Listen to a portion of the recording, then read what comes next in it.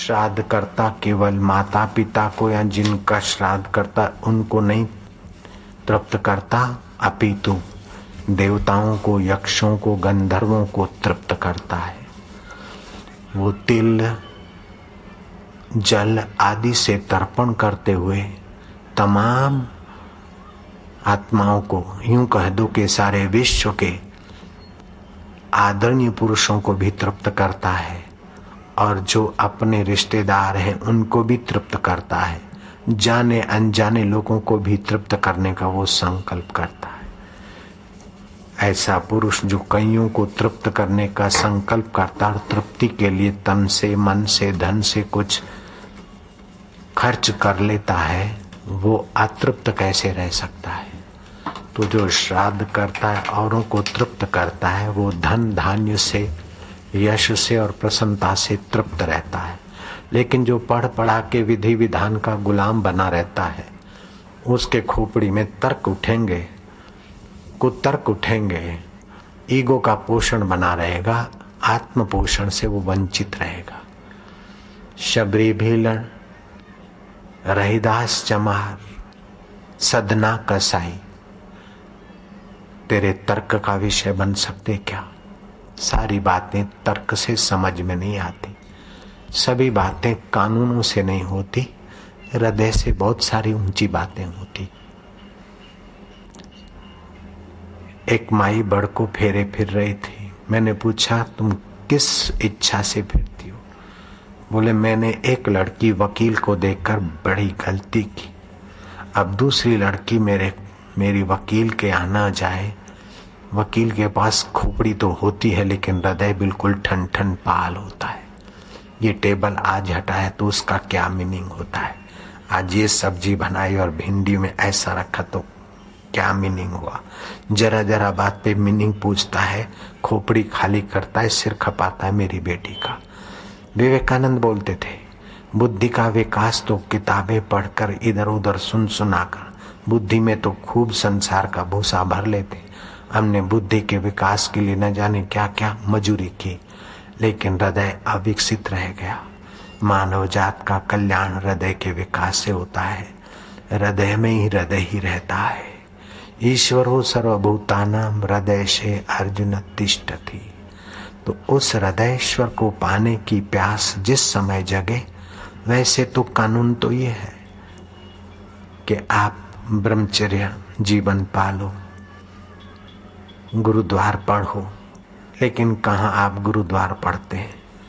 आप तो अपनी सुविधा द्वार का ध्यान रख के आपने डिग्री प्राप्त कर ली। फिर शास्त्र का कानून ये भी कहता है 25 साल से 50 साल तक आप गृहस्थ में रहो, बाद में वानप्रस्थ रहो।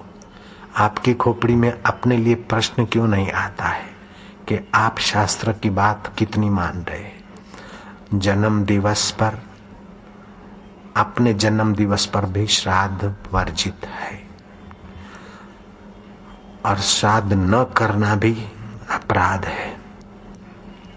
अपना जन्म दिवस अमावस्या, पूनम, अष्टमी और पर्व के दिन, जैसे होली, दिवाली, जन्माष्टमी और शिवरात्रि, उन दिनों संभोग करना माना अपनी और पत्नी की कब्र खोदना है।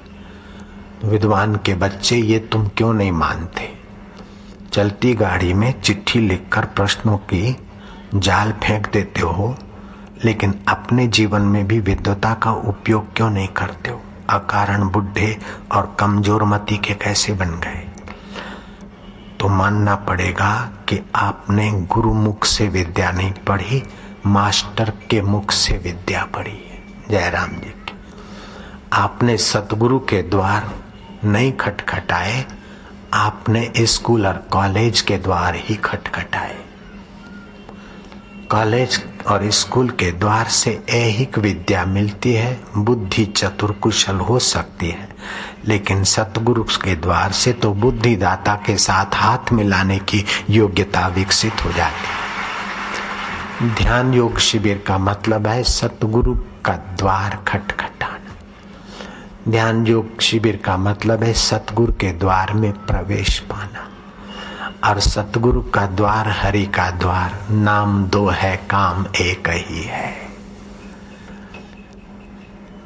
हरिद्वार में कुछ तुम्हारे जैसे बुद्धिमान इकट्ठे हुए थे, जिसने चिट्ठी लिखी उसको उत्तर दे रहा हूं। बोले हम तो हरिद्वार में आए हैं। तो तुम्हारे जैसे बुद्धिमान ने कहा साधु को कि हे महाराज ऐसा मत कहो, आप हरिद्वार में नहीं आए, आप हरद्वार में आए। भगवान शंकर का यहाँ केदारनाथ का द्वार शुरू होता है। तो महाराज ने कहा तेरी खोपड़ी की ऐसी तैसी, मेरे हरि आदि नारायण बद्रीनाथ का द्वार यहाँ से शुरू होता है। आपस में तू मैं हो गई, मुक्त में बाजी तक पहुंच गया केस। अंग्रेजी शासन था, घटित घटना है जयराम जी की। केस चला, मुद्दतों पर मुद्दत पड़ी, हरिद्वार है कि हरद्वार है। तुम्हारे जैसे बुद्धिमान अंग्रेज न्यायाधीश ने कहा this place is not Haridwar and Hardwar, यहाँ हड्डी डालता है, ये प्लेस हरिद्वार। उस बदमाश विद्वान ने जजमेंट दे दिया कि हरिद्वार कहा जाए इसको, लेकिन उसका जजमेंट उसका मुंह काला करके वहीं दफ्तर में पड़ा रहा। हृदयवान तो अभी भी हरिद्वार या हरद्वार बोलेंगे, हरिद्वार नहीं बोलेंगे। नारायण नारायण नारायण। हाँ, ईश्वर के बारे में प्रश्न करता, कुछ समाज के हित का प्रश्न करता तो मुझे प्रसन्नता होती, लेकिन तूने अपनी ईर्ष्या का परिचय दे दिया। मैं तुम्हें प्रार्थना करता हूं कि ऐसे प्रश्न संत से करके अपनी नींद हराम मत करना, चैन गुमाना नहीं।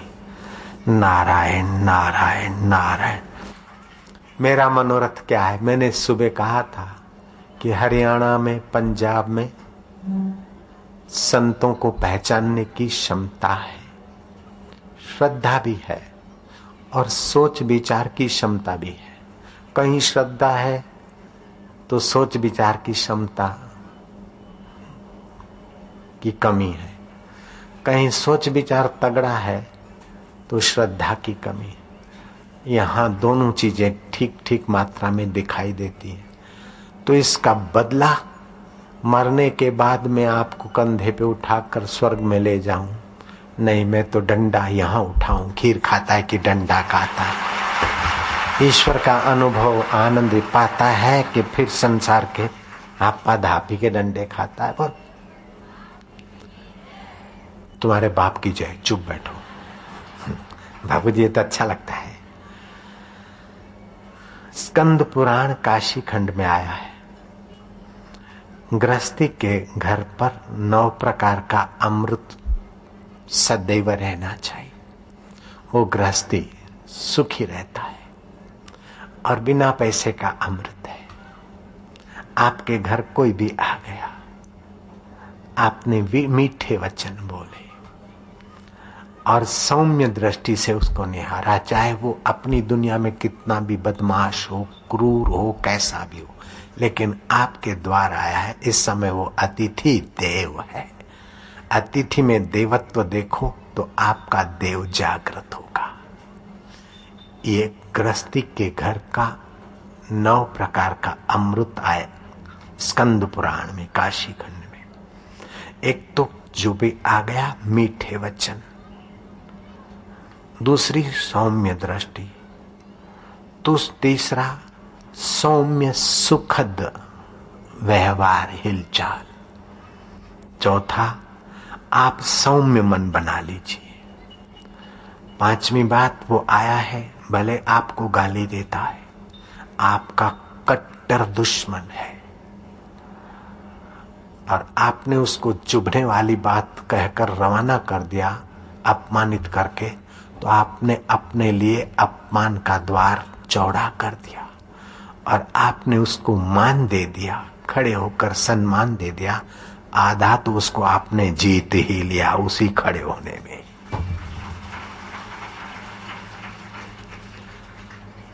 खड़े होकर आपने उसका आदर का भाव आपने व्यक्त किया। स्वागत के 2 मीठे वचन, 2 पानी के गिलास अथवा 2 पैसे की कोई चीज वस्तु उसके लिए धर दी, कह दिया। 7वीं बात, प्रेम से आपने उसको पूछा क्या तो बहुत कृपा हुई, कैसे आए, बड़ी बात है। 8वीं बात, आप उनके पास बैठे थोड़ी देर। 9वीं बात है कि उसको विदा देने के लिए आप थोड़े 4 कदम चल पड़े। वो आदमी भले आपसे छोटा हो या बड़ा हो, लेकिन आपने ये 9 अमृतों का उपयोग किया, आपका दिल बड़ा बनेगा और उसके दिल में आपका बड़प्पन बैठ जाएगा। आपने उसको अपना फर्नीचर दिखाया, अपनी हेकड़ी दिखाई तो देखेगा कि ये सरकारी ऑफिसर है, हराम के पैसे मार मार के देखो, लोग कहे ये रब दी माया में कहंदो अन्याय।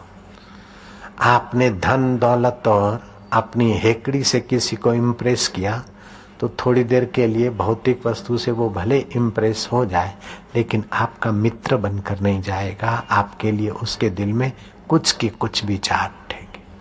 आप अपना ऐश्वर्य दिखाकर किसी को प्रभावित करने की गलती ना करो। आप अपनी बात कहकर और उस पर प्रभाव जमाकर उसको प्रभावित करो, ये बहुत छोटी बात है। आप उसके हृदय की बात सुनिए। लोग होते ने सुनाने लग जाते, लेकिन सब लोग आपकी सुनने के लिए नहीं होते।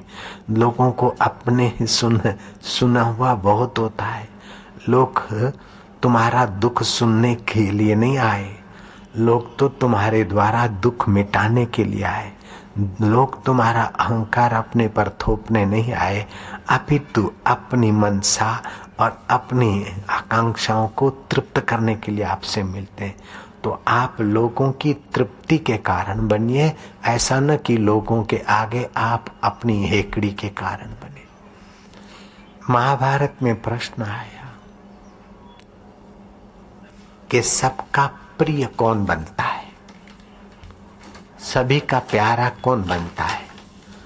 जो अमानी है, जो मान नहीं चाहता, मान योग्य कर्म तो करता है लेकिन मान की चाह नहीं रखता, वो सबका सम्मान्य हो जाता है। जैसे मैं हूं तुम्हारे सामने, ऐसा हिम्मत से बोलता हूं। बोलो जयराम जी की। कभी कभी छुपत नहीं कछु छुपे छुपाया। हृदय में आप मान की इच्छा ना रखो, मान योग्य कर्म करो, आप अमानी रहो। विष्णु सहस्त्र नाम में 3 नाम भगवान के आते हैं। अमानी, मान, दादास।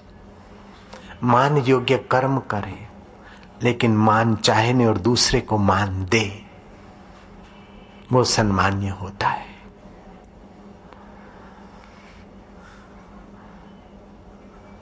पितृगण को तृप्त करने से श्रेष्ठ संतान की उपलब्धि होती है। धन, धान्य और विद्यावान कुटुंब में आत्माएं आती, पूरी आयुष्य भोगने वाले कुटुंबी होते हैं। आरोग्य और लौकिक सुख, मोक्ष का और स्वर्ग का द्वार उनके लिए खुला रहता है। जो श्राद्ध कर्म करते हैं, प्रोत्साहित करते हैं, करवाते हैं विधिवत, उनके लिए इतना सारा सुख कहा गया है। और जो नहीं करते, उनके पास हेरा फेरी करके धन तो हो सकता है, लेकिन आज्ञाकारी पुत्र और मधुर भाषणी पत्नी नहीं हो सकती है। डाइवर्स देने वाली लेडी हो सकती है, और छुरे से गर्दन काट के सिर फोड़कर मगज खाने वाला बेटा हो सकता है। अमेरिका में ऐसे कई बेटे और अखबारों में तुम सुनते होंगे। बाप का सिर काट दिया तो बाप कहता था तू मेरा माइंड खा गया, मेरा माइंड खा गया। तो एक दिन बाप ने बोला तेरे को क्रिसमस है, क्या चाहिए? मॉल में गए, ये चीज लिया, एक चीज लिया, एक छुरा भी ले लिया। बाप पी पा के सो गया और पिता ने बिस्मिल्लाह कर दिया। My God. और फिर वो जैसे नारियल फोड़ते से उसका सिर फोड़कर उसका मगज तोड़ के चबाने लग गया। पड़ोसी ने पुलिस को खबर दी। पुलिस ने पूछा ऐसा क्यों किया? बोले मेरे को रोज बोलता है तू मेरा माइंड खा गया, मेरा माइंड खा गया। तो मैंने खा के देखा कैसा है। ये श्राद्ध न करने वाले के कुल खानदानों में ऐसी संतानें आ सकती है मदन मोहन मालवीय की पिता ने देखा कि अंग्रेज बहुत सता रहे। उन्होंने विधिवत श्राद्ध कर्म किया, ऊंची भुजाएं करके प्रार्थना की कि हे पितरों, हे मेरे पूर्वजों, अगर मेरे श्राद्ध से आप तृप्त हुए हो तो मेरे घर में एक ऐसा संतान बुद्धिमान विद्वान आए जो अंग्रेजों के भगाने का काम भी करे और यशस्वी जीवन जिए। उनके घर में मदन मोहन मालवीय आए। भगवान राम ने श्राद्ध किए थे अपने पिता दशरथ के। पैठाण है महाराष्ट्र में, एकनाथ महाराज ने अपने पिता का श्राद्ध घोषित किया। पत्नी गिरजाबाई पति परायणा श्राद्ध की सामग्री तैयार करी। भीख मंगेश महाराज के द्वार पर आ बैठते थे, कथा से लोग जाते और कुछ दक्षिणा मिलती। अब तो महाराज के घर से सुगंधी आ रही है, कहीं हलवा तो कहीं पूड़ी की सुगंधी, तो कहीं कुछ तो कहीं खीर की सुगंधी। भीख मंगे आपस में चर्चा कर रहे हैं, आज तो एकनाथ महाराज के यहाँ भाई श्राद्ध है, भंडारा है। दूसरे ने कहा हमारे भाग्य में तो वही रूखी रोटी नहीं तो, अरे बोले श्राद्ध का मिलेगा, बोले मिलेगा तो बचा खुचा 2 पूड़ी मिल जाएगी, 1 धक्का मिल जाएगा और क्या। एकनाथ महाराज ने सुन लिया। गिरजा, गिरजे, गिरजू, कहिए श्राद्ध की सामग्री हो गई, तैयार हो गई क्या? हाँ नाथ, तो श्राद्ध तो कहते हैं 12 के बाद जितना श्राद्ध ढलान के तरफ जाए उतना ज्यादा अच्छा माना जाता है, अर्थात 12 के बाद जो सूर्य ढलता जाए तो अच्छा माना जाता है। तो ब्राह्मण लोग तो मध्याह्न को आएंगे, तुमने अभी ये तो भोर है, 8-9 बजे होंगे, तो क्या ये श्राद्ध की सारी सामग्री इन दरिद्र नारायणों को खिला दे और 12 बजते बजते वैसी की वैसी दूसरी तुम बना सकती हो? नाथ संकोच ना करिए, मैं अकेली नहीं हूं, आपका आशीर्वाद भी है। ओहो, पत्नी मान पति को दे रही और पति मान पत्नी को दे रहे। ऐसे सियाराम का जीवन था। आशाराम चाहता है कि आपका जीवन भी पति पत्नी का ऐसा हो। अरे तूने क्या कर दिया, तो तेरे को भी तो मैंने बोला मिस्टर ऐसा नहीं, तू मानता ही नहीं। अरे तू तड़ाके की भाषा, पति पत्नी नारायण नारायण। एक बार श्री राम और सीता जी में मधुर युद्ध चल पड़ा। लखन भैया जंगल में गए थे फल फ्रूट आदि लेने को, कंदमूल। सीता जी कहती है कि देखो वो लत्ता कितनी भाग्यशाली है कि उसको पेड़ का सहारा मिला और ऊंची उठी है, दूर तक अपनी शोभा सुवास दिखाने में सफल हो गई। लता कितनी भाग्यशाली है। राम जी बोलते हैं कि सीते, मुझे तो वृक्ष भाग्यशाली लगता है, तमाम वृक्ष साधारण लग रहे हैं, लता का संग मिला इसलिए वृक्ष शोभायमान है। सीता जी समझ गए कि प्रभु मेरी बड़ाई कर रहे हैं, और प्रभु जी समझ गए कि सीता मेरी बड़ाई कर रही। प्रभु जी सीता को बड़प्पन दे रहे हैं और सीता जी प्रभु जी को बड़प्पन दे रहे हैं। माया सुन रही हो देवियां, देवता लोग आप भी सुन रहे हो। आपस में मधुर युद्ध चल पड़ा, दोनों अपनी बात पर अड़े। इतने में लखन भैया आए। भैया भैया तुम ही हम दोनों के झगड़े का निपटारा करो। देखो लखन भैया, लता भाग्यशाली है कि नहीं, उसे वृक्ष का सहारा मिला, आदि आदि कहा। राम जी कहते हैं कि न्याय करने के पहले दोनों पक्षों को सुनना पड़ता है। भैया अब मेरा पक्ष भी सुनो। लता भाग्यशाली है कि वृक्ष भाग्यशाली है? अगर ये वृक्ष को लता का साथ नहीं मिलता तो और वृक्षों की नहीं रूखा सूखा दिखता। लता का साथ मिला है तो वृक्ष शोभायमान हुआ है, तो वृक्ष भाग्यशाली है ना। लखन भैया को समझने में देर क्यों लगेगी, वो जान गए। बोले मेरे को तो कुछ और ही लगता है। बोले क्या? लत्ता भागशाली है? बोले प्रभु न वृक्ष भागशाली है न लत्ता भागशाली है, भागशाली तो लखन लाला है कि दोनों की छाया और शोभा में कैसे कैसे आपके इष्ट और आपके गुरुदेव कैसे सुंदर सुहाव जीवन जीते थे। एक बाघरी लड़का था, उसका नाम लखमनिया था और दूसरे का नाम रामला था। लोग बोलते थे राम लक्ष्मण भाई, तुम भी भाई यार, तुम रामलीला का धंधा करो चल पड़ेगा। उन्होंने रामलीला का धंधा एक्टिंग बैक्टिंग सीखी, कोई कंपनी में रहे, फिर अपने इलाकों में रामलीला चालू कर दी। वो जमाने में 54 की टिकट चलती थी, 58 टिकट लेने वालों ने ली और रामलीला का पर्दा एक दिन हटा, रामलीला हुई, दूसरे दिन हट, तीसरे दिन, ऐसे करते करते राम वनवास तक तो पहुंच ही गए, सीता हरण भी हो गया। अब वो जो रामला था और लखनिया था, उन दोनों में लड़ाई हो गई। अब लड़ाई हो गई पैसे के बारे में और चाय पानी के बारे में, एक दूसरे की पिटाई कर दी दोनों भाइयों। तो रामलीला में जरा देर हुई तो मैकअप तो कर रखा था, लेकिन तू मैं जरा लखन की धुलाई ज्यादा हो गई, लखन भाग गया। अब सीटियां बजी तो राम आए, तुम्हारी टिकट के पैसे वसूल होंगे, रामलीला थोड़ी देर से शुरू हो रही है, उसका कारण है वो बदमाश रामी की औलाद लखनिया जरा मेरे आमने सामने हो गया, मैंने उसको बराबर मारा है, वो भाग गया। तो अब मैं दायां पैर आगे रख के बोलूं तो आप समझना कि राम बोल रहा है, और बायां पैर रख के बोलूं तो आप समझना लखनिया बोल रहा है। उसने रामलीला शुरू की। अब लखनिया को मेघनाथ का बाण लगा, रामलीला तो शुरू हुई। अल्लाह राम फिर विलाप कर रहे दायां पैर रख के, भाई लक्ष्मण उठो, हनुमान हनुमान देर न करो, जाओ संजीवनी लाओ, हनुमान भैया संजीवनी लाओ। वो हनुमान खड़ा है कि रामला का बच्चा 8 दिन का पगार बाकी है, पहले हरामी पगार रख, बाद में जाता हूं।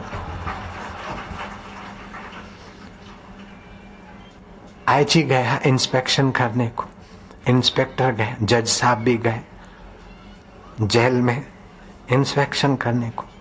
जेलर ने कहा सर रामनवमी को हमने रामलीला का यहाँ आयोजन किया था। तो बोले कोई पार्टी मंगाई थी? बोले नहीं सर, अपने कैदियों को ही सारे ड्रामा का सारा ट्रेनिंग दिया था और बहुत सर वंडरफुल रामलीला हुई थी, बस देखने वाले दंग रह गए, मुंह में उंगली डाल दी। अच्छा भाई, तुम तो कैदियों को आदर्श पुरुष करके घर भेजोगे जेलर, तुम तो कैदियों के लिए देवता पुरुष हो। जेल में तो इसीलिए लाया जाता है कि लोगों के हीन संस्कार मिटे, अच्छे संस्कार मिले। तुमने तो बड़ा काम किया। बोले सर लेकिन एक बात है। बोले क्या है? बोले वो रामलीला चल रही थी तो कोई राम बने थे, कोई लखन बने थे, कोई मेघनाथ बने थे, कोई रावण बने थे। बोले वो तो होता ही है, तो कोई हनुमान जी भी होना? बोले हाँ हनुमान जी बने तो अच्छा हुआ सर, रोल तो अच्छा हुआ, लेकिन हनुमान जी संजीवनी लेने के लिए गया, जेल का द्वार खोल दिया था, 3 दिन हुए अभी तक लौटा नहीं सर। अरे जेलर तेरे पास भावना है लेकिन समझ कम है, श्रद्धा के साथ दूर का सोचना भी चाहिए। तो श्रद्धा तो और जगह पर बहुत है, दूर के सोचने वाले लोग मुझे चंडीगढ़ पंचकुला हरियाणा में गोरख जागता नर सेविये, पत्थर की मूर्तियों में तो भगवत बुद्धि करना ठीक है, और जगह अल्लाह बुद्धि करना तो ठीक है, लेकिन जगे हुए संतों में भगवत बुद्धि करना ये पंजाब सबसे आगे। हरियाणा पंजाब ये मिले जुले हैं, दिल्ली साइड आदि। साधुओं में कहावत है, ज्ञानी तो पंजाब, कोई ज्ञानी संत है तो पंजाब में उसकी वाणी की कदर होगी। छूत छात तो मारवाड़, मेरे को अडो नहीं, मेरे को छुओ नहीं, ये छुओ नहीं, छूत छात वाला हो तो उसकी पूजा और सम्मान मारवाड़ में होगा। और ये फलाने भगवान है, ये फलाने भगवान, ये फलाना भगवान है, इस भगवान के लिए आज लड्डू बनाओ, इस भगवान के लिए खीर बनाओ, इस भगवान को आज मोहन भोग लगाओ। ढोंगी तो गुजरात, ढोंग का धंधा करना हो तो गुजरात में आपकी ग्राहकी खूब चलेगी, जयराम जी की। लेकिन मेरी ग्राहकी तो बिना मंदिरों के चल रही। मैंने कोई मंदिर नहीं बनाया आश्रम में। मुझे ढोंग करना ही नहीं कि ठाकुर जी के लिए ये चाहिए, वो चाहिए, वो चाहिए।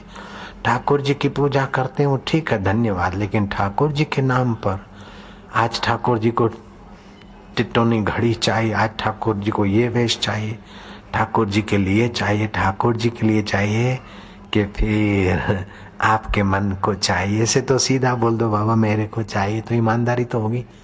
ठाकुर जी के नाम ढोंग क्यों करना? लेकिन उधर खूब चलता है ऐसा। कन्या मन्या कुर्र, तू मेरा चेला मैं तेरा कुर्र, दक्षिणा दर। और हमारा आश्रम होने के बाद ये गिराकी थोड़ी ठंडी पड़ गई, क्योंकि हमको वेदांत ग्रंथ और शास्त्र और प्रैक्टिकल अंतर आत्मा हृदय मंदिर की यात्रा हमें आसान लगती है। बाहर के मंदिर के देवता भी अगर राजी हो जाएं तो हृदय के मंदिर को खोलने वाले सद्गुरुदेव के पास ही भेजेंगे।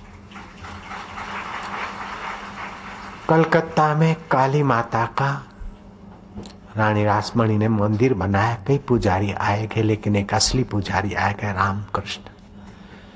वे माता जी के लिए वस्तुएं मांगकर खुद हड़प नहीं करते थे, मांगते नहीं थे, जो मिल गया माता जी के अनुकूल ही बनाकर माता जी को समर्पित करते।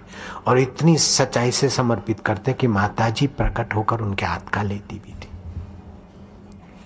हिंदू धर्म की, सनातन धर्म की एक अद्भुत सच्चाई है, और मजहबों में तो यह है कि लिखा हुआ है, ये गॉड का, अल्लाह का, भगवान का फरमान है, आपको मानना पड़ेगा।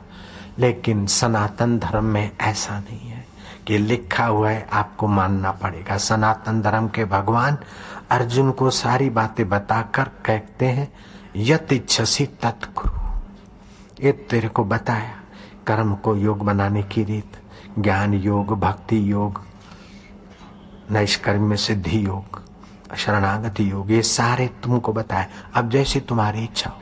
तो आपकी बुद्धि का, आपकी सूझबूझ का आदर जितना वैदिक धर्म में है, जितना हिंदू सनातन धर्म में है, दूसरा दुनिया के किसी मजहब में इतनी उपासक को छूट और बुद्धि का आदर इतना किसी धर्म में नहीं दिया गया कि आपकी बुद्धि का सम्मान, आपकी सूझबूझ का सम्मान, आपको स्वातंत्र्य, बस इसमें लिखा है आप मानो। 1965 में भारत और पाक के बीच में जरा खिंचाव हो गया था, हल्का फुल्का युद्ध छिड़ गया था। राजस्थान में जैसलमेर से 120 किलोमीटर दूर तनोट मातेश्वरी का मंदिर है। उस मंदिर की जागृत देवी, उस मंदिर में सनातन संस्कृति के मंत्रों के अनुसार स्थापना हुई होगी। उस देवी के मंदिर को सजाग मंदिर मानने वाले सैनिक जब बम गोलों की वृष्टि होती तो मंदिर के इर्द गिर्द आ जाते, क्योंकि उस देवी माता की कृपा से यहाँ सारे बम गोले निरस्त हो जाते। 1965 में जैसलमेर से 120 किलोमीटर दूर तन्नोट मातेश्वरी मंदिर सीमा के निकट पाकिस्तान के तरफ से 3000 बम दाबे गए। कि इनकी देवी रक्षा कैसे करती हमें देखेंगे। ये सब बुत प्रस्ती वाले काफर लोग हैं। और उस समय का ब्रिगेडियर शाह नवाज खान मंदिर को निशाना बनाया, 3000 बम दाबे और बराबर मंदिर के चरणों में 450 बम गिरे, एक भी फूटा नहीं। वो ब्रिगेडियर हवा हो गया, उसका ईगो, उसका अहंकार चकनाचूर हो गया। आखिर कुछ समय के बाद पाकिस्तान का ब्रिगेडियर शाहनवाज खान मंदिर के कमेटी के लोगों को संदेशा भेजा, पुजारी से और वहां के लोगों से समझौता कर मुझे वहां दीदार करने की आज्ञा दिला दो। आज्ञा मिली। हिंदू संस्कृति है, चाहे मुसलमान आए चाहे ईसाई है, हमारे भगवान तो सबके। शाहनवाज खान मंदिर में आए और चांदी का छत्र चढ़ा के गए। वो अभी भी निशाना मौजूद मिल सकता है। फिर 1971 में द्वितीय युद्ध छिड़ा, 16 दिसंबर, और फिर सैनिकों ने देखा कि यहाँ दूसरा ब्रिगेडियर है और वो भी अपना अहंकार आजमा रहा है, हम तो फिर मां की शरण जाएंगे। और उस परिसर में बम निरस्त हुए। सैनिकों ने वहां विजय स्तंभ मंदिर के द्वार पर स्थापित किया। वो आज भी आप देख सकते हैं। आपके मंत्रों में वो शक्ति है कि देवता को सचेत कर दे, सजाग कर दे। आपके हृदय की सच्चाई हो और मंत्र की विधि हो। तो रामकृष्ण में ये ताकत थी, वल्लभाचार्य में ये शक्ति थी, धन्ना जाट में ये शक्ति थी, नानक जी में ये शक्ति थी। मंत्र कह के यूं कर दिया, पहाड़ रुक गया। आपके सबके अंदर वो शक्ति छुपे, लेकिन जितना संकल्प दृढ़ और जितना अंतःकरण शुद्ध, उतना मांत्रिक शक्ति, संकल्प शक्ति साकार हो जाती। ऐसे साकार शक्ति को करने वाले रामकृष्ण देव के पास तोतापुरी गुरु आए। रामकृष्ण माँ काली के पास गए कि माता जी मुझे अभी गुरु करने की जरूरत है क्या? माँ ने कहा अवश्य। माता तुम मेरे हाथ का प्रसाद ले लेती हो, मेरे सूंघे हुए फूल सुगंधी है कि नहीं, चेक किए हुए फूल तुम स्वीकार करती हो, तुम्हारे साथ में बात कर सकता हूं, फिर भी मुझे गुरु की जरूरत है। माँ ने कहा माँ माँ करके पुकारता है, मिलन होता है तो आनंद होता है, फिर मेरा जाना होता है तो वहीं का वहीं हो जाता है। माँ जिससे माँ है, उपास्य जिससे उपास्य है, और उपासक जिससे उपासना करता है, दोनों का एक चैतन्य आत्मा है। इसका ज्ञान तो सतगुरु की कृपा से होगा। तोतापुरी गुरु को सच्ची प्रेरणा देने वाली काली माता ने तोतापुरी रामकृष्ण को सच्ची प्रेरणा दी और तोतापुरी महाराज के चरणों में रामकृष्ण ने दीक्षा ली और फिर परमात्मा का पूर्ण साक्षात्कार हुआ। प्रचेताओं को शिव जी के दर्शन हुए, भगवान विष्णु का भी उपासना करने के बाद दीदार हुआ, लेकिन काम और क्रोध का बीज नहीं मिटा। जब नारद जी ने सत्संग सुनाया, तब काम वृत्ति और क्रोध वृत्ति और लोभ वृत्ति का उद्गम स्थान अपना चैतन्य सांख्य शास्त्र के अनुसार असंग पुरुष का साक्षात्कार हुआ। तब उनका काम क्रोध बाधित हो गया। तो भगवान के दर्शन के बाद भी सत्पुरुषों के सत्संग की जरूरत रहती है। इसलिए भगवान कहते कि संत मुझसे भी विशेष मानव कल्याण का काम करते हैं। भगवान तो अवतार लेकर आए तब हुआ, लेकिन भगवान का भगवत तत्व और भगवान के नाम की महिमा और साधना की भूख जगाने वाले अगर संत नहीं होते तो भगवान की स्मृति हम लोग कैसे करते। मेरे गुरुदेव ने एक कश्मीर के पंजाबी संत थे, मस्त है अलमस्त, वैसे ही पंजाब का शरीर तो आए दबा। अटल बिहारी वाजपेयी कुछ वर्षों पहले आए,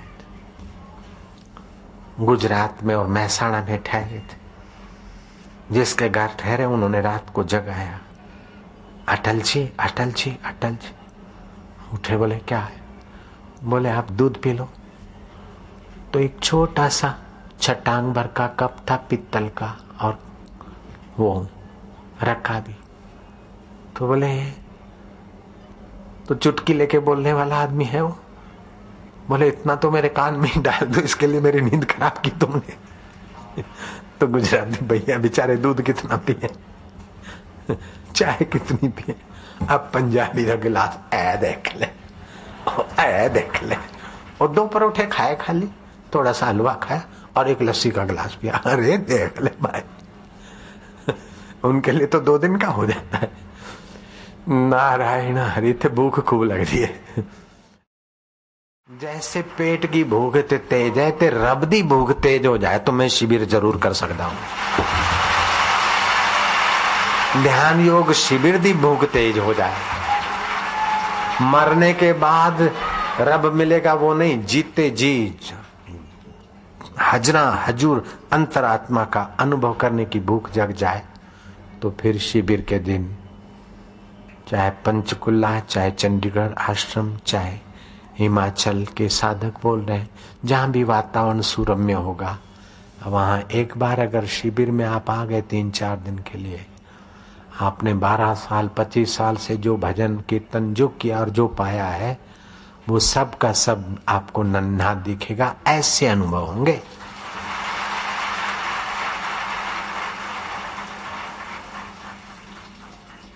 आप 12 साल से बैलगाड़ी में चलते हैं या टांगे में चलते हैं, उसकी यात्रा अलग है। और 12 घंटे अगर जहाज में या जेट में बैठते तो उसकी यात्रा तो निराली होती। यहां से जो गलती से भी आ गए एक बार अहमदाबाद शिविर में, हालांकि पोल्यूटेड वातावरण हो गया है और यहाँ का हवामान ठंडा है, खुशनुमा है, वहां का थोड़ा गर्म है, तो एडजस्ट होने में 1-2 दिन लगता है शरीर को। फिर भी एक बार जो शिविर में आए वो कई बार आए।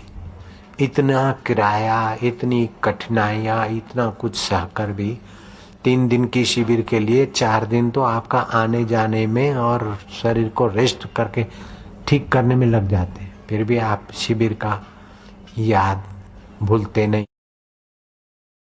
श्रीमद् भागवतम पुण्यम, श्रीमद् भागवतम आयु आरोग्य पुष्टिदम,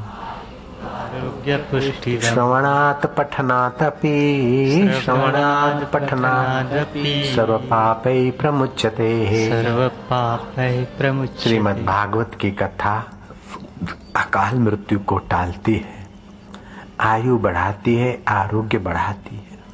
श्रवण से, पठन से, सुनने से। भगवत कथा के प्रथम स्कंद में ये लिखा गया महात्मा विभाग में, अश्वमेघ 1000, बाजपे सैकड़ों, यज्ञ कर लो विधिवत। उसका फल बहुत बढ़िया है, लेकिन भगवत कथा के फल के आगे वो बढ़िया फल भी 16वें से की बराबरी नहीं कर सकता। ऐसा पुण्य फल आपने श्राद्ध पक्ष में भगवत कथा सुनकर प्राप्त किया। भोजन तैयार है, भिखमंगों को खिला दिया, अब दूसरा भोजन बन रहा है और बन भी गया है। ब्राह्मणों को सूचना दी गई, ब्राह्मणों ने खबर सुन ली थी कि हमारे लिए भोजन बना। वो इन बदमाश नशेबाजों को, अपराधियों को जो नाते तक नहीं है, और इनकी भिखमंगी माइयां, भिखारणे, मासिक धर्म भी नहीं पालती, और ये सब अशुद्ध अवस्था में ही जहां तहां वातावरण बिगाड़ने वाले लोगों को ब्राह्मण तुल्य समझकर भोजन कराए, ये ब्राह्मणों का अपमान है। इमरजेंसी मीटिंग बुलाई गई पैठान का, कोई ब्राह्मण एकनाथ के पास भोजन करने नहीं जाएगा, भले इसके पितर असंतुष्ट रहे, अतृप्त रहे, इसका कुल नाश हो। एकनाथ महाराज को पता चला कि इन्होंने तो हड़ताल बोल दी। जब ऑटो का हड़ताल होती है, टैक्सी की हड़ताल होती है, तो कोई टैक्सी ड्राइवर निकला तो दूसरे लोग हवा निकाल देते, लठधारी रख जाते। तो कोई भी ब्राह्मण भोजन करने जाए गलती से भी तो 2 लठधारी रख दिए महाराज के द्वार के आगे कि हमारी हड़ताल सफल होनी चाहिए। अब एकनाथ समझ गए कि ये पैठान के ब्राह्मण तो आएंगे नहीं, और मेरे श्राद्ध, एकनाथ में वो सामर्थ्य था। उन्होंने हाथ पैर धोए, अंजलि ली, सुमरण किया पितरों का। जो श्री माली का दादा भी मर गया था, जो देवेंद्र का काका मर गया, फलाने गए, उनका पितरों का पितरलोक से आह्वान किया, ये नहीं खाते तो उनके बाप और दादाओं को बुला के खिलाऊंगा। उन ब्राह्मणों को भोजन कराया और जब पितरों को बुलाकर पितरलोक से जिमाया और ब्राह्मण प्रसन्न होते तो नमः पार्वती बताए हर हर महादेव। तो दूसरा ब्राह्मण बोलता है नृत्यावसाने नटराज राजो ननाद डंकम नववंचवारम। वो एक श्लोक बोलता है तो दूसरा ब्राह्मण दूसरा श्लोक बोलता है। बड़ी महफिल जमी। तो वो जो लठधारी आए उन्होंने दरार से देखा कि अरे ये तो श्रीमाल का दादा, अरे वो उसका बाप, भागो रे भागो। ब्राह्मणों को बुलाया कि अपन तो नहीं गए, अपने बाप दादे और ताऊ और चाचा जो मर गए उन सबको बुला कर इन्होंने तो भोजन करा दिया। ये तो एकनाथ महाराज समर्थ योगी है, खाली कथाकार नहीं है, खाली कथावाचक पंडित नहीं, तो पहुंचे हुए समर्थ संत। ब्राह्मण आया है तब तक तो चल वो गए। आखिरी का जो बूढ़ा था दक्षिणा लेते देते आशीर्वाद लेते देते देर से उसको तो पितर को उन्होंने देखा भी। सारे पैठान के ब्राह्मण एकनाथ के चरणों में पड़े। इस प्रकार की कथा मेरे पढ़ने में आई और एकनाथ महाराज इतने उच्च कोटि के संत हो गए कि कपोल कल्पना उनके लिए बोल नहीं लिख सकते या नहीं कर सकते। इतने सत्यनिष्ठ महापुरुष थे। नानक जी की वाणी के लिए कोई कह दे ये गप लगा दिया नानक जी ने तो मैं उसको सुना दूंगा। कबीर जी के लिए कह दे, कबीर कितने उच्च कोटि के संत थे। और कबीर ने कहा माई मुवे एक फल, मां मर जाए तुम्हारी तो एक फल होगा, पिता मरे फल चार, बाप मर जाए तुम्हारा तो चार फल होंगे, भाई मरे तो हानि होवे, कहे कबीर बेचार। ये पहली है। ये माई कौन सी, माँ कौन सी, बाप कौन सा और भाई कौन सा, ये खोजने को तुमको कहा है मैंने। अगर खोज लिया तो बताओ, नहीं तो फिर अगली शिविर हो तब तक खोजते रहना। उत्तर बता दूंगा तो फिर ये पहली का मजा मेरा जरा चला जाएगा। इसका उत्तर जल्दी से सब लोग नहीं खोज सकते। दूसरा एक प्रश्न मैंने छोड़ा हुआ है समाज में, बुद्धि क्या खाती क्या पीती और उसका स्वरूप क्या, उसका सही उत्तर आज तक कोई लिख के भेज नहीं सका। कईयों ने लिखे, किसी का एक उत्तर सही है, किसी किसी के दो सही है, किसी किसी के तीनों गप है, तीनों सही वाला एक बंदा भी नहीं मिला। बुद्धि क्या खाती क्या पीती और उसका स्वरूप क्या है। नारायण नारायण नारायण। ये कौन से शास्त्र में लिखा है कि मगर में मरने से मुक्ति होती है? लेकिन कबीर ने कहा कि लिखा है, हमने लिखा है। और लोग काशी में मरने को आते हैं। कबीर जी जीवन भर काशी में रहे लेकिन मरने के दिनों में मगहर में चले गए। आपको पता है कबीर जी सारे नीति नियमों की ऐसी तैसी करके चले गए। जहां प्रेम होता है वहां नियम नहीं चलता, और प्रेम जब जोर पकड़ता है तो ईश्वर के साथ भी शरारत कर सकता है। तो तुम्हारे नियमों के साथ भी प्रेम शरारत करने में समर्थ होता है। जयराम जी की कहा विश्वनीयता। ऐसा कौन से शास्त्र में लिखा है कि भगवान को तुम छाछ दिखाकर नचाओ, लेकिन गोपियों ने नचा दिया? ये आपको पता है ना साहब जयराम जी की। ऐसा कौन से पुराणों में शास्त्रों में लिखा है कि गोबर का तगारा भगवान से उठवाओ और भगवान के गालों पर गऊओं का गोबर टिल्ले करो? ये कौन सी उपनिषदों में लिखा है? लेकिन हुआ है ना भैया।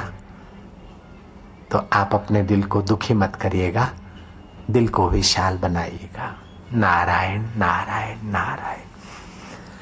तो ये भगवत कथा आयु आरोग्य और पुष्टि को देने वाली है। 7 दीप 9 खंड लोक 3 लोक जगमाही, तुलसी शांति समान सुख अपर दूसरो नाही। आप परमात्मा शांति पाइए, परमात्मा विश्रांति पाइए।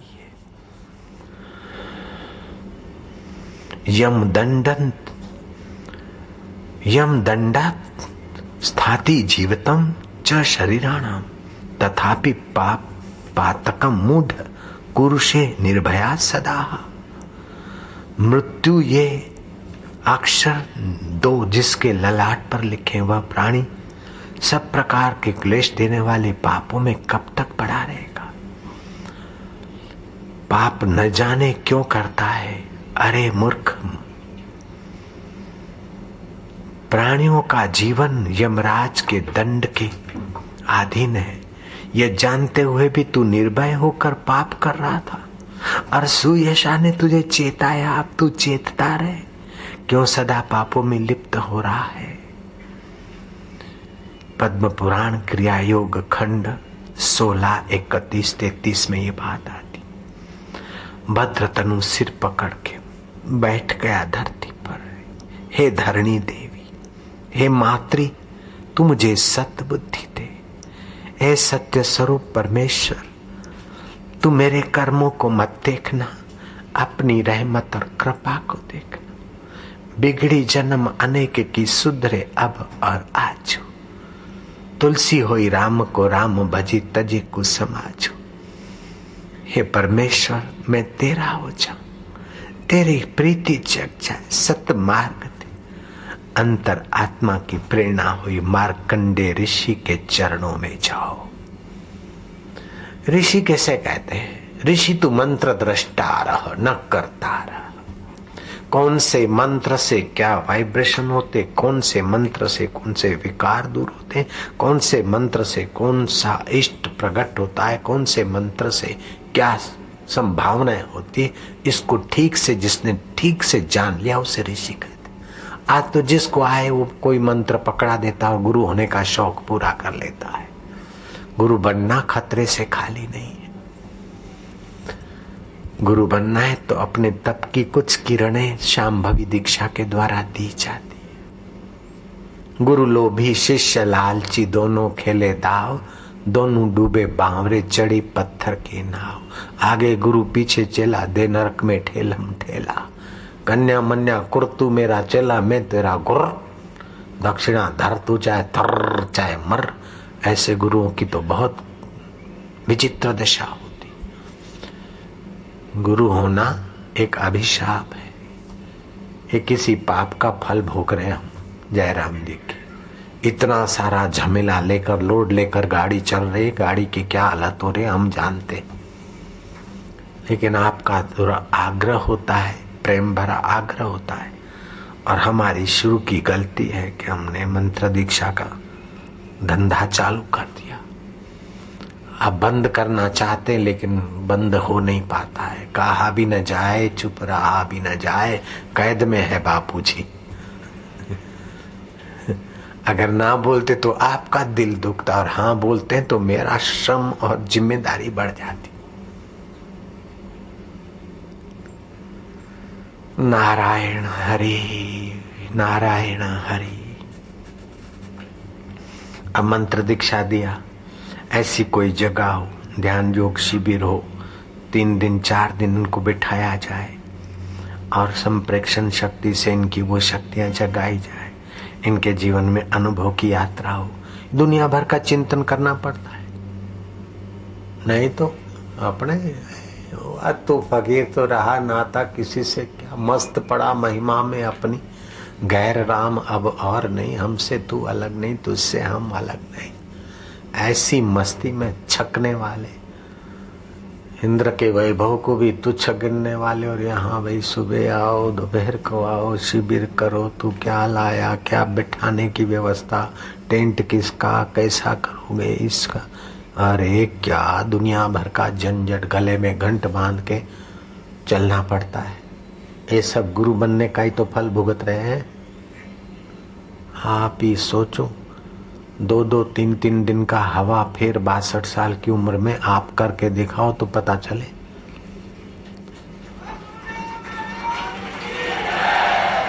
क्लाइमेट फेयर, टाइम टेबल, ये वो सब, तो कैसा कैसा उतार चढ़ाव से शरीर को संभाल के पुचकार के चलाना पड़ता है। ध्यान समाधि ये वो सब नियम किनारे रखकर भागा भागा आना पड़ता है। ये सब गुरु होने की गलती का ही तो फल है, प्रसिद्ध होने की गलती का ही तो पाप फल भोग रहे। नहीं तो हम एकांत में ऐसी दुनियाओं में, ऐसी मस्तियों में रहते थे कि आपको मैं क्या बताऊं। वो दिन अब याद आते तो लगता कि हाय भगवान, फिर से कब ऐसे दिन आएंगे कि कोई परिचित ना मिले, पहचानने वाला ना मिले। ऐसे दिन कब आवेंगे कि बस बैठे रहे ध्यान में भर्तृ की नाई। भर्तृ महाराज लिखते कि मेरे ऐसे दिन कब आवेंगे कि तुम्हारे आनंद में समाधिस्थ रहूंगा। जंगल के बूढ़े हिरण मुझे पत्थर की शिला समझकर अपने सींगों की खुजली मिटाने के लिए रगड़ मारे, उन्हें पता न चले कि मैं कौन हूं और मुझे पता न चले कि किसने रगड़ मारी। मैं तेरी मस्ती में बना रहा हूं। मेरे ऐसे दिन कब आवेंगे? उन दिनों का मुझे स्वाद याद है, जैसे कोई सीएम होने के दिन देख लिया और अब सीएम की गादी से उतर के बेचारा अपनी सुरक्षा में घूमता फिरे, तो सीएम होने के दिन उसको कैसे याद आते होंगे। जयराम जी की पीएम होने के दिन कैसे याद आते होंगे। अब पियून होकर जीना पड़ता है, पहले पीएम थे, अब पियून जैसा जीना पड़ता है, तो कैसा लगेगा। ऐसे ही ब्रह्म सुख में एकांत में मस्त होने वाले। अब भाई ये अब ड्राइवर की जरूरत, अब इसकी, अब उसकी, किसी की जरूरत नहीं है अपने सच्चे सुख के लिए। कच्ची सुविधा के लिए, कच्चे सुख के लिए दुनिया भर की गुलामी, और सच्चे सुख के लिए ईश्वर की भी जरूरत नहीं। लो बाबा ये क्या बोल दिया, ईश्वर की भी जरूरत नहीं, फिर बाहर के ईश्वर की जरूरत नहीं रहती। अपना आत्मा ही परब्रह्म स्वरूप होता है। ईश्वर जिससे ईश्वर है उसी से हम कहाँ खाली है। ऐसा अनुभव किया हुआ पुरुष कितना नीचे रहेगा, कब तक नीचा रहेगा। नानक जी भी उब गए लोक संग्रह से। 60 साल की उम्र में नानक जी ऐसा उग्र रूप धारण किए। लेकिन मैं कच्चा निकला, मैं करता हूं लेकिन टिकता नहीं, फिर हंस पड़ता हूं। लोग पहचान जाते बापूजी है तो ऐसा है। मैं फेल हो गया, नानक जी पास हो गए। नानक जी ने उग्र रूप धारण किया, कोई फटकता नहीं था। हमने 40 दिन थोड़ा ऐसा किया, फिर देखा कि आए वो आए, बाबा चलो खोलो मुंह, चलो जरा इनको दे दो, चलो जरा इनको दे दो, इनको दे दो, इनको देते हो आयुष्य तो बीता जा रहा है। एकांत और मस्ती के दिन प्रवृत्ति में ही जा रहे हैं, निवृत्ति के दिन। फिर भी शुक्र है इतने लोगों की उन्नति होती है, ऐसा मन मना के थोड़ा मौज भी कर लेते हैं। भाई चलो नारायण हरि नारायण हरि। ये सब छोड़ो, इसका मूल्य बहुत चुकाया है मैंने। ये गुरुदेव भगवान के नाम का बहुत मूल्य चुकाया है, अभी छोड़ो बाबा, माफ करो। सदगुरुदेव की जय, गुरु भगवान की जय। इसका मूल्य तो अभी भी चुका रहे, अभी भी चुका रहे। अब बंद करो, माफ करो महाराज, माफ करो।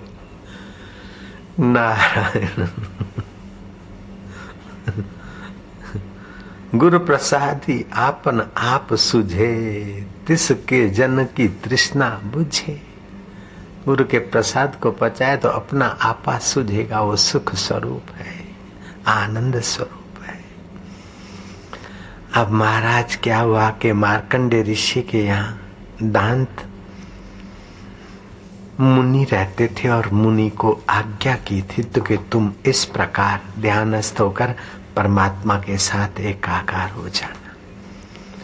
अब ये भाई साहब पहुंचे हैं भद्रतनु ब्राह्मण मार्कंडेय ऋषि के चरणों में। हे महामहिमों के महामहिम, हे परब्रह्म परमात्मा स्वरूप, मार्कंडेय ऋषि के चरणों में दंडवत प्रणाम करके बड़े आदर से विनय से, दूर स्पर्श नहीं करता। महापुरुष को संकोच ऐसा व्यवहार करने से आशीर्वाद थोड़े मिलता है।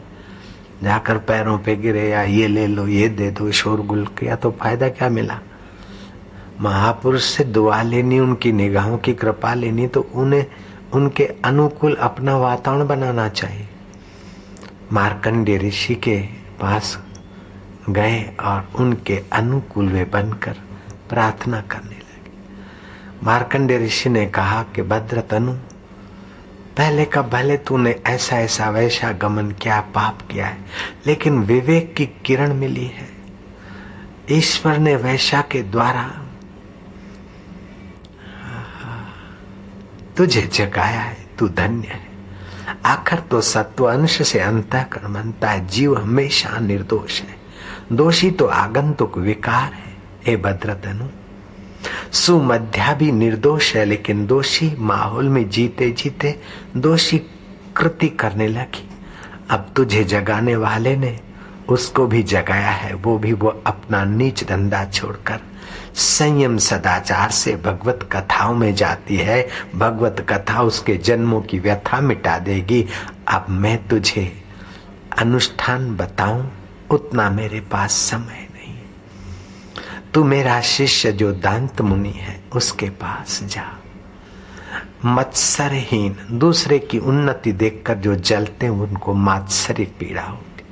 मत्सरहीन रहना, अहोरात्रि व्रत कर देना, अर्थात सुबह और रात्रि अन्न का त्याग करके शुद्धिकरण कर ले।